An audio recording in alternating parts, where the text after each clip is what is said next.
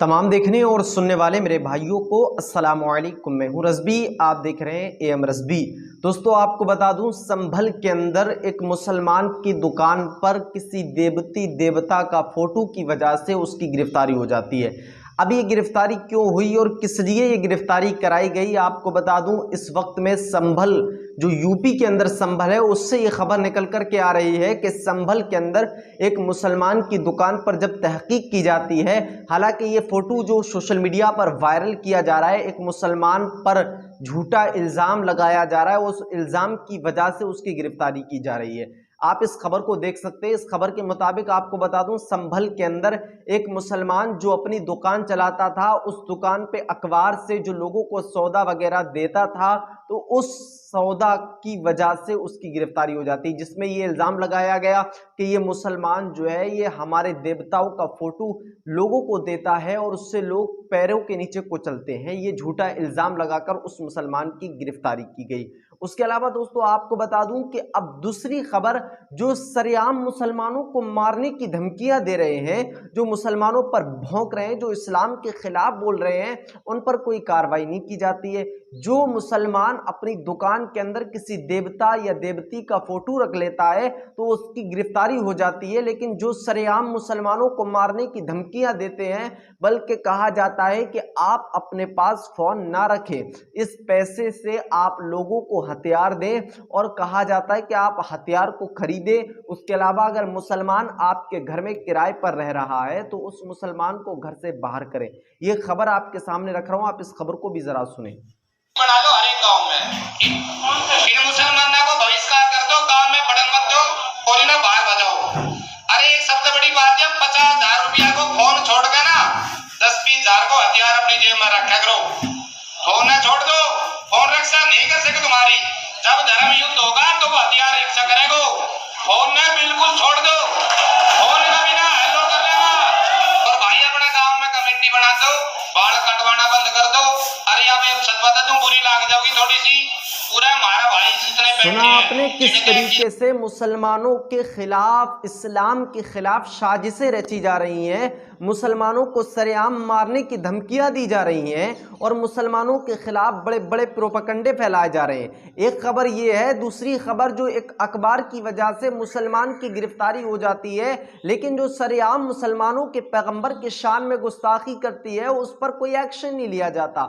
जो सरेआम मुसलमानों को मारने की धमकियां देते हैं उन पर कोई कार्रवाई नहीं की जाती। हमारे देश का माहौल दिन ब दिन कितना अच्छा हो रहा है या कितना खराब हो रहा है, ये आप जानने लगे हैं। दोस्तों आपको बता दूं, इस वक्त में कर्नाटक के अंदर एक बहुत ही बड़ी खबर वायरल हो रही है, जिस खबर के मुताबिक आपको बता दूं, एक हिंदू ने एक मुसलमान की हत्या कर दी। खबर आपके सामने है, आप इसको देख सकते हैं। समीउल्लाह नाम के एक शख्स, जिसका नाम समीउल्लाह था, उसकी हत्या कर दी गई।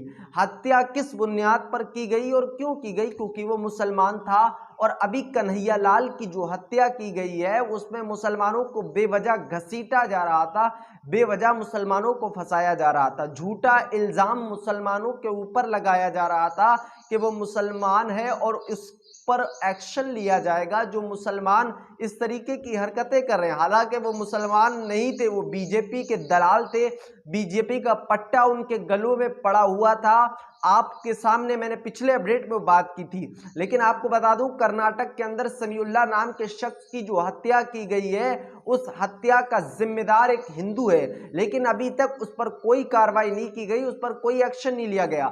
अब ये जो हिंदू है, ये रामचंद्र जी को बदनाम करने की कोशिश कर रहा है। हालांकि रामचंद्र जी का तरीका ये नहीं है, जो ये भगवा पहनकर रामचंद्र जी को बदनाम करते हुए नजर आ रहे हैं। कभी मस्जिदों पर हमले, कभी मुसलमानों के खिलाफ बोलना, कभी इस्लाम के खिलाफ बोलना।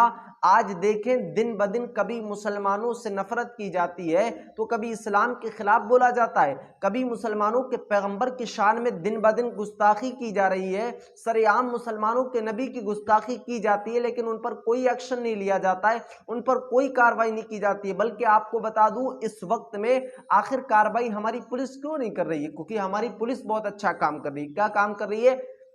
देखिए, आपके सामने खबर रख रहा हूं। सहारनपुर के अंदर मुसलमानों को 8 मुसलमानों को जुमे की नमाज पर गिरफ्तार कर लिया गया। सहारनपुर के अंदर जो बवाल हुआ, उस बुनियाद पर 8 मुसलमानों को गिरफ्तार किया गया। और उन 8 मुसलमानों का क्या हाल किया, आपके सामने पूरा अपडेट है। आप इस अपडेट को पढ़ें, इसको देख सकते हैं। आपको बता दूं उसमें ट्वीट में किस तरीके से कहा गया है कि सहारनपुर के अंदर 8 जो मुसलमानों को गिरफ्तार किया गया था, उसमें से 4 मुसलमानों को बेरहमी से पीटा गया, बेरहमी से मारा गया, उन पर बहुत ही ज्यादा जुल्म सितम किए गए। लेकिन फिर जब बाद में पता चलता है कि ये मुसलमान तो सही हैं, इनका कोई कसूर नहीं है, ये बेवजह गिरफ्तार किए गए हैं, तो उनको ये कहकर रिहा कर दिया जाता है कि हमसे गलती हो गई, हम आपको छोड़ रहे हैं। देखिए हमारी पुलिस का काम कितना अच्छा है, हमारी पुलिस दिन ब दिन देखिए किस तरीके से अच्छा काम कर रही है। कहा जाता है कि हमसे गलती हो गई और हम आपको रिहा कर रहे हैं। सहारनपुर के अंदर जो बेवजह मुसलमानों को मारा गया, मुसलमानों पर जुल्म और अत्याचार किए गए और उसके बाद कह दिया गया कि आप बेकसूर हैं, हम आपको रिहा कर रहे हैं। ये देखिए हमारी पुलिस कितना अच्छा काम कर रही है। तो पुलिस एक्शन लेगी कहां से, जब पुलिस ही इतना अच्छा काम कर रही है तो हमारी पुलिस एक्शन कहां से लेगी। आपको बता दूं इस वक्त में जो मुसलमानों के खिलाफ भौंक रहे हैं उन पर कोई कार्रवाई नहीं की जा रही है। हरियाणा के अंदर भी मैंने आपको पूरा अपडेट दिखाया, उस अपडेट के अंदर सरेआम मुसलमानों को मारने की धमकियां दी जा रही हैं, मुसलमानों की गिरफ्तारी की मांग हो जाती है अगर किसी वजह से मुसलमान की दुकान पर किसी देवती देवता का फोटो मिल जाता है, इस बुनियाद पर मुसलमान को गिरफ्तार कर लिया जाता है। लेकिन जो सरेआम मुसलमानों के पैगंबर की शान में गुस्ताखी करते हैं उस पर कोई कार्रवाई नहीं की जाती है। आपने देखा कि बीजेपी की उस नेता नुपुर शर्मा की वजह से हमारे हिंदुस्तान, इस अमन हिंदुस्तान के अंदर किस तरीके से इसका माहौल खराब किया गया और हिंदू मुस्लिम कराई गई, हिंदू मुस्लिम में नफरतें पैदा की गई। उसके अलावा दंगे जो हुए, उस दंगों का जिम्मेदार कौन है, तो वो है नुपुर शर्मा, बीजेपी की वो नुपुर शर्मा जिसकी वजह से हमारे हिंदुस्तान का माहौल खराब हुआ। आज आप देखें कि हिंदुस्तान का माहौल जो दिन ब दिन खराब हो रहा है वो नुपुर शर्मा की वजह से हो रहा है, लेकिन अभी तक उसको गिरफ्तार नहीं किया गया और उस पर कोई एक्शन नहीं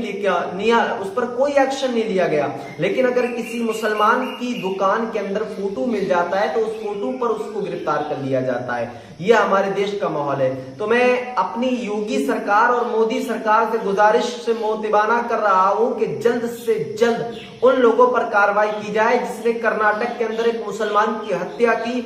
उसके अलावा ये संभल के अंदर झूठा इल्जाम लगाकर जो मुसलमान को गिरफ्तार करा दिया गया उस पर कार्रवाई होनी चाहिए, जिन लोगों ने मुसलमानों को फंसाया है और वो जिसकी वजह से हमारे देश का माहौल दिन ब दिन खराब होता जा रहा है, उस पर भी गिरफ्तारी की मांग की जाए। दोस्तों मिलते आने वाले अपडेट के साथ। अस्सलाम वालेकुम व रहमतुल्लाहि व बरकातहू।